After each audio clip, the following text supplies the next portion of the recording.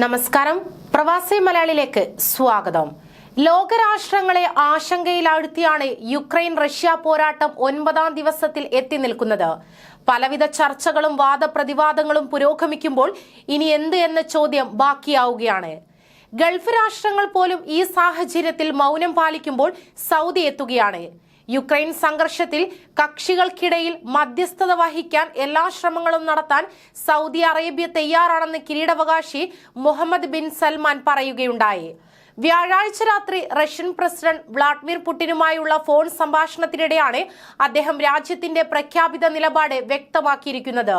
അതായത് പ്രതിസന്ധി അവസാനിപ്പിക്കുന്നതിനും സുരക്ഷയും സ്ഥിരതയും കൈവരിക്കുന്നതിനുള്ള രാഷ്ട്രീയ പരിഹാരം കണ്ടെത്തുന്നതിനുള്ള ശ്രമങ്ങളെ സൗദി പിന്തുണയ്ക്കുമെന്നും കിരീടാവകാശി പറഞ്ഞതായി സൗദി പ്രസ് ഏജൻസി റിപ്പോർട്ട് ചെയ്യുകയുണ്ടായി.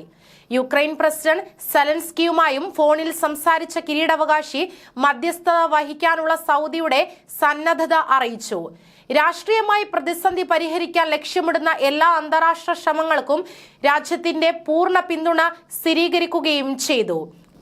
ഇതുകൂടാതെ സൗദി അറേബ്യയിലുള്ള യുക്രൈനൻ പൗരന്മാരായ സന്ദർശകർ, വിനോദസഞ്ചാരികൾ, തൊഴിലാളികൾ എന്നിവരുടെ കാലാവധി അവസാനിക്കാൻ പോകുന്ന വിസകൾ മാനുഷിക പരിഗണന കണക്കിലെടുത്ത് 3 മാസത്തേക്ക് നീട്ടി നൽകുമെന്നും കിരീടാവകാശി പ്രസിഡന്റ് സെലൻസ്കിയെ അറിയിച്ചു.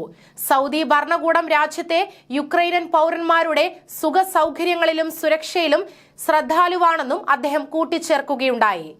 അതേസമയം നേരത്തെ പുടിനുമായി ഫോണിൽ സംസാരിക്കവേ ഊർജ്ജ വിപണിയിൽ യുക്രൈൻ പ്രതിസന്ധി സൃഷ്ടിക്കുന്ന ആഘാതം സംബന്ധിച്ച് സൂചിപ്പിച്ച കിരീടാവകാശി എണ്ണ വിപണിയുടെ സന്തുലിതാവസ്ഥയും സ്ഥിരതയും നിലനിർത്താനാണ് രാജ്യം ശ്രമിക്കുന്നതെന്ന് ആവർത്തിച്ച് വ്യക്തമാക്കിയിരുന്നു.